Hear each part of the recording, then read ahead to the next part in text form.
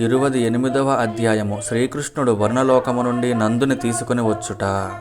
శ్రీ శుకుడు వచించెను. నందుడు కార్తీక శుద్ధ ఏకాదశి నాడు దీక్షాపూర్వకముగా ఉపవసించి భక్తి శ్రద్ధలతో శ్రీహరిని అర్చించెను. పిమ్మట అతడు అది రాక్షసులు సంచరించడి వేళయని ఎరుగక ద్వాదశీ స్నానముకై యమునా నదీ జలములలో అడుగిడెను. అప్పుడు వరుణదేవుని భృత్యుడైన అసురుడు ఒకడు నందుని తీసుకుని వరుణుని కడకు చేరెను.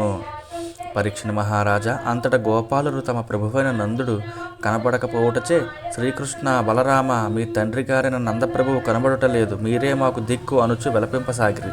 అప్పుడు తనను స్మరించిన వారికి అభయమునిచ్చునట్టి శ్రీకృష్ణ ప్రభువు తమ తండ్రిని నందుని వరుణుని సేవకుడు అపహరించుకొని పోయినట్లుగా గ్రహించి వెంటనే వరుణుని సమీపమునకు వెళ్ళెను.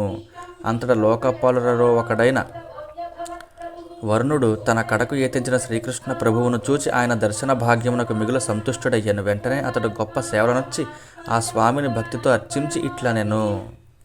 ప్రభు, పరమపురుష, నేడు నీ దర్శనము అబ్బుటతో నా జన్మ ధన్యమైనది, నా భాగ్యము ఫలించినది.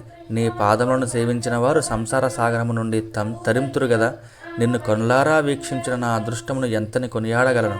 కృష్ణ పరమాత్మ, నీవు షడ్గుణైశ్వర్య సంపన్నుడవు, సాక్షాత్తుగా శ్రీమన్నారాయణుడవు. దేవ మనుష్యాది జీవులను సృష్టించున్నట్టు నీ యోగమాయ నిన్ను స్పృశింపరాదు, మన్నించండి, స్పృశింపజాలదు అని శృతులు వేదములు వక్కానించుచున్నవి. మూఢుడైన నా భృత్యుడు నీ తండ్రియగు నందుని ఇక్కడికి తీసుకుని వచ్చెను. అతడు యుక్తాయుక్త విచక్షణ లేనివాడు. సకల లోక పూజ్యుడమైన నీవు అజ్ఞానముచే అతను వచ్చిన అపరాధమును మన్నింపుము. శ్రీకృష్ణ, నీ పితృభక్తి అనన్యమైనది. నీవు సర్వజ్ఞుడవు, సర్వసాక్షివి, నిగ్రహానుగ్రహ సముద్రుడవైన నీవు ఈ నా అపరాధమును మన్నించి నన్ను అనుగ్రహింపుము. గోవింద, పూజ్యుడైన నీ తండ్రిని తీసుకుని పొమ్ము. స్వామి, నా భృత్యుడనొచ్చిన అపరాధ కారణముగా దుర్లభమైన నీ దర్శనము నాకు ప్రాప్తించినది. ఇది నా పురాకృత సుకృత ఫలము. శ్రీ శుకుడు ఇట్లు నుడివెను. పరీక్షని మహారాజా, వరుణుడు ఇట్లు వేడుకొనిన పెదప కృష్ణ భగవానుడు అతని యొడ ప్రసన్నుడయ్యాను. ఆ సర్వేశ్వరుడు తన తండ్రిని తీసుకుని బృందావనమునకు చేరగా బంధుమిత్రులు ఎల్లరూ పరమానంద భరితులేరి.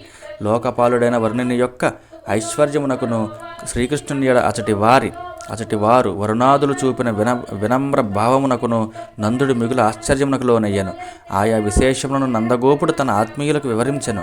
పరీక్షని మహారాజా, అంతట నందుని అనుయాయులైన ఆ గోపాలురు శ్రీకృష్ణుడు భగవంతుడే అని భావించి ఆ ప్రభువు యొక్క అతీంద్రియ అలౌకిక రూపమును దర్శించుటకై కుతూహలపడసాగిరి. అయితే ఆ జగదీశ్వరుడు తన దివ్యధామమును మనకు చూపునా అని వారు తమ మనస్సులలో అనుకొనసాగిరి. అంతట సర్వజ్ఞుడు, సర్వసాక్షియు అయిన కృష్ణ భగవానుడు తమ వారి గోపాలుల అభిప్రాయములను గమనించిన పిమ్మట ఆ స్వామి వారి మనోరథములను ఈడేర్చుటకై కనికరముతో స్వయముగా ఇట్లు తలపోసెను. ఈ లోకములోని జీవులు అజ్ఞానవశమున దేహాత్మ బుద్ధి కలిగి వివిధ వాంఛలతో కొట్టుమిట్టాడుచుందురు. వాటిని పొందుటకై వారు నానా విధములైన కర్మలను ఆచరించుచుందురు. వాటి ఫలస్వరూపముగా దేవ, మనుష్య, పశు, పక్ష్యాది జన్మలలో పరిభ్రమించుచుందురు.